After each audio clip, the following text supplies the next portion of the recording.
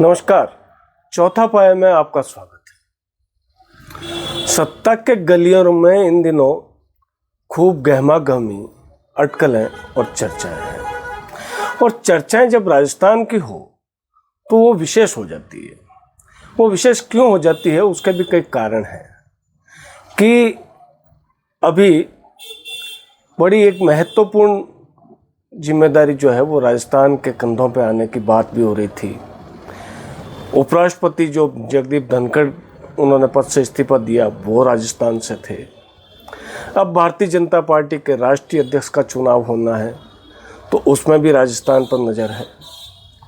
कई ऐसी चीज़ें हो रही है, लेकिन जो सबसे बड़ी जो चीज़ है वो ये है कि पिछले दिनों पूर्व मुख्यमंत्री राजस्थान की वसुंधरा राजे प्रधानमंत्री नरेंद्र मोदी से मिली और इसके तुरंत बाद में राजस्थान के मुख्यमंत्री भजनलाल को दिल्ली बुलाया गया और उन्होंने भी प्रधानमंत्री से मुलाकात की।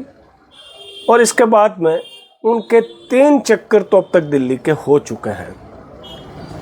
भजनलाल जी तलब किए जा रहे हैं या भजनलाल जी खुद वहाँ जा रहे हैं।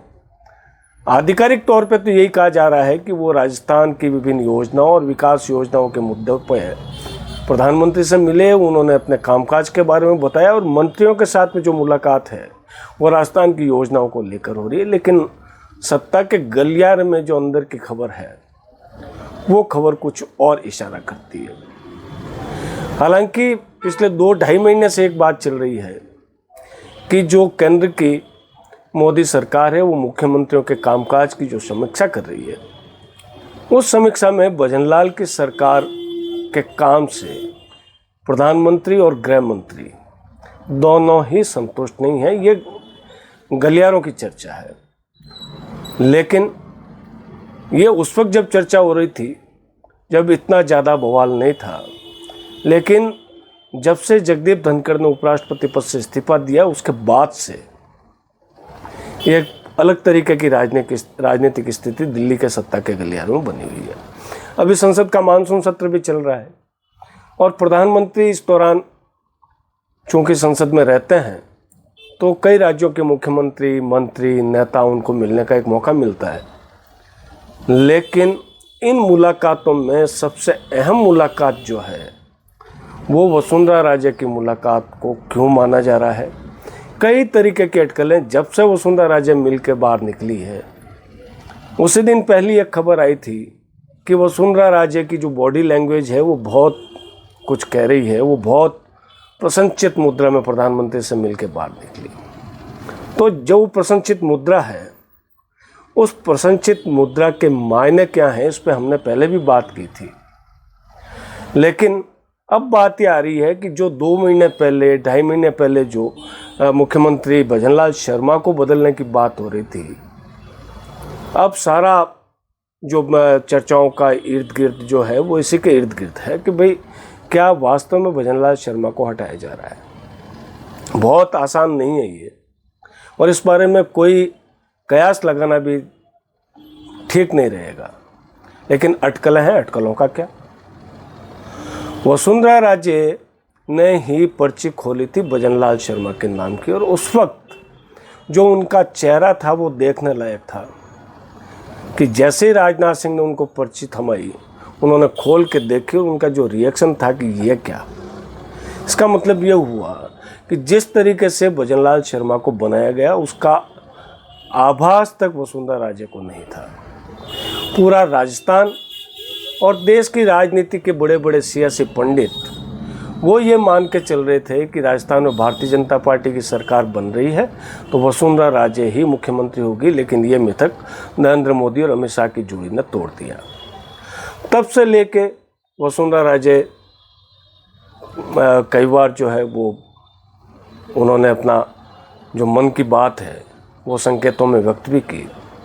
लेकिन अब चूंकि भारतीय जनता पार्टी के राष्ट्रीय अध्यक्ष चुनाव भारतीय जनता पार्टी और आरएसएस के बीच में तथाकथित तनातनी और अचानक जगदीप धनखड़ का इस्तीफा, इससे राजनीतिक परिस्थितियां बदली है और ऐसी बदली है कि बात फिर घूम के आ रही है कि क्या वसुंधरा राजे को राजस्थान का मुख्यमंत्री बनाया जाएगा।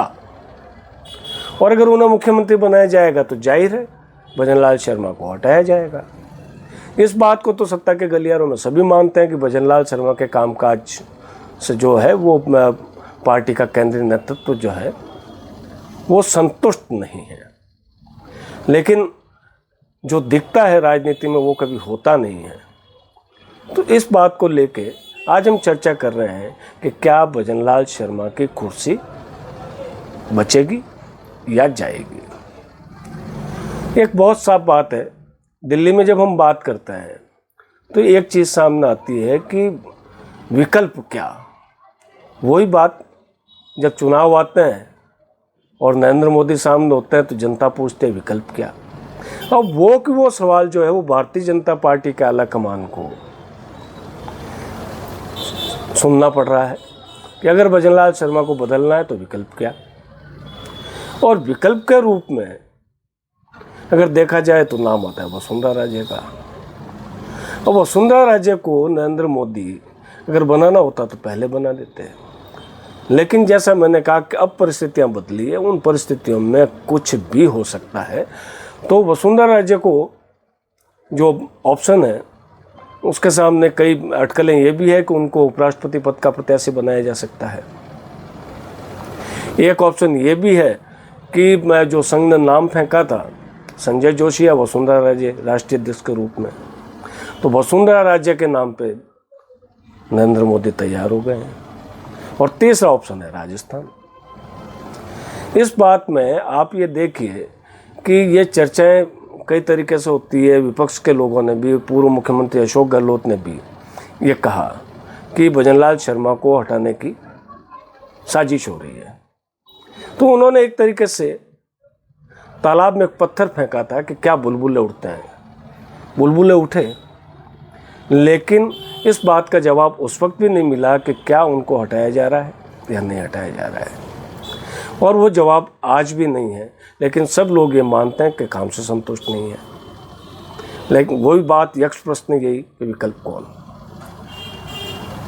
सबसे बड़ा सवाल यह है कि वसुंधरा राजे अब लगभग 73 साल की हो रही हैं और भारतीय जनता पार्टी ने एक सेल्फ मेड रोल बना रखा है 75 साल के बाद में मार्गदर्शक मंडल।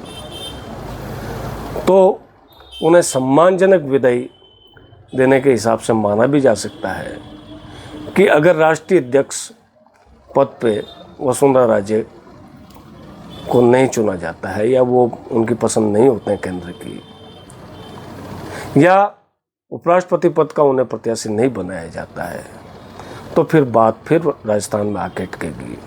और फिर यही सवाल उठेगा, क्या भजनलाल शर्मा की कुर्सी जा रही है या बच रही है। भजनलाल शर्मा चूँकि नए हैं, काम उन्होंने अपने हिसाब से किया है, लेकिन जो उन पर आरोप लग रहे हैं कि अफसरशाही हावी हो रही है। अफसरशाही में विपक्ष का ये कहना है कि वो कोई फैसला अपने तय नहीं कर पाते, दिल्ली से पूछ के करते हैं। अब हकीकत क्या है क्या नहीं, सरकार है, सरकार चलाने का अपना एक ढंग होता है, लेकिन अनुभव भी एक बहुत बड़ी बात होती है। तो मुझे लगता है कि भजनलाल शर्मा के आड़े उनकी अनुभवहीनता ही आ रही है और इसी अनुभवहीनता को सामने रखते हुए लोग कयास लगा रहे हैं कि उनकी कुर्सी जा रही है। लेकिन मैं आपको ये बता दूं कि फिलहाल कुछ नहीं होना। सबसे पहली प्राथमिकता उपराष्ट्रपति का चुनाव, और अगर उपराष्ट्रपति का चुनाव जो 9 सितंबर को है, आज उसकी अधिसूचना जारी की है चुनाव आयोग ने, उसके बाद में भारतीय जनता पार्टी के राष्ट्रीय अध्यक्ष का मसला सुलझेगा। और वो मसला सुलझने के बाद में केंद्र की जो सरकार है उसके मंत्रिमंडल में फेरबदल की बात होगी और इस दौरान बिहार के चुनाव आ जाएंगे। तो आप खैर मानिए कि अगले अक्टूबर नवंबर तक तो शायद भजनलाल शर्मा को लेकर यही चर्चाएं चलती रहेगी, कुर्सी बचेगी या कुर्सी जाएगी। आपको क्या लगता है, आप हमें कमेंट बॉक्स में ज़रूर बताइए। और आपको हमारा चैनल कैसा लगा इस बारे में भी हमें राय दीजिए और चैनल को लाइक और सब्सक्राइब जरूर कीजिए। आपसे कल फिर मुलाकात होगी, तब तक के लिए मुझे दीजिए इजाज़त। नमस्कार।